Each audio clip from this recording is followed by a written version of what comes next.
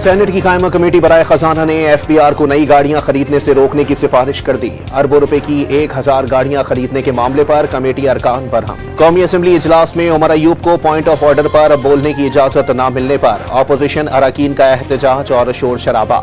एजेंडे की कॉपियां फाड़ दी, पानी PTI की रिहाई के नारे। सिंध बार काउंसिल ने सुप्रीम कोर्ट में 26वीं आईनी तरमीम चैलेंज कर दी। आईनी बेंचेस के नाम पर सुप्रीम कोर्ट को तकसीम किया गया। जजेस नामजदगियों की भी वजूहात नहीं दी गई। दरखास्त में मौक़िफ़। वज़ीर आज़म ने वफाकी काबीना का इजलास कल तलब कर लिया। कानून साजी के हवाले से अहम फैसले मुतवक्के।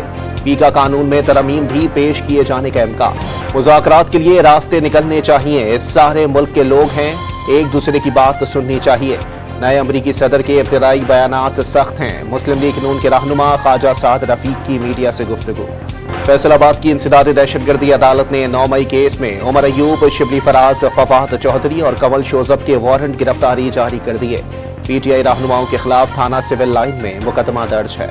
190 मिलियन पाउंड से केस का फैसला आ चुका। मफरूर मलिक रियाज की हवालगी के लिए नैब इकदाम कर रहा है। दुबई में उनके मंसूबे में सरमायाकारी मनी लॉन्ड्रिंग के जुमरे में आएगी। वफाकी वजीर इत्तलात अताउल्लाह तारड़ का वीडियो बयान। सुप्रीम कोर्ट में बेंचेस इख्तियार से मुतालिक केस मुकर्रर न करने के खिलाफ तौहीन अदालत केस की समाअत।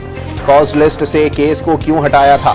जस्टिस मंसूर अली शाह का एडिशनल रजिस्ट्रार से इस्तफसार। आज जवाब जमा कराने की हिदायत। वज़ीर आला पंजाब से पाकिस्तान एयर वॉर कोर्ट्स के वफ्द की मुलाकात। पाक फिजाइया ने फिजाओं की निगहबानी के लिए काबिल कदर कारनामे सरअंजाम दिए। मरियम नवाज की गुफ्तगू। पाक अफगान सरहद पर सिक्योरिटी फोर्सेस की बड़ी कामयाबी। गैर मुल्की असलहे की बड़ी खेप स्मगल करने की कोशिश नाकाम। 26 M16 और M4 राइफलें, सैकड़ों मैगजीन और हजारों गोलियां बरामद। ट्रक को तहवील में लेकर ड्राइवर को गिरफ्तार कर लिया गया।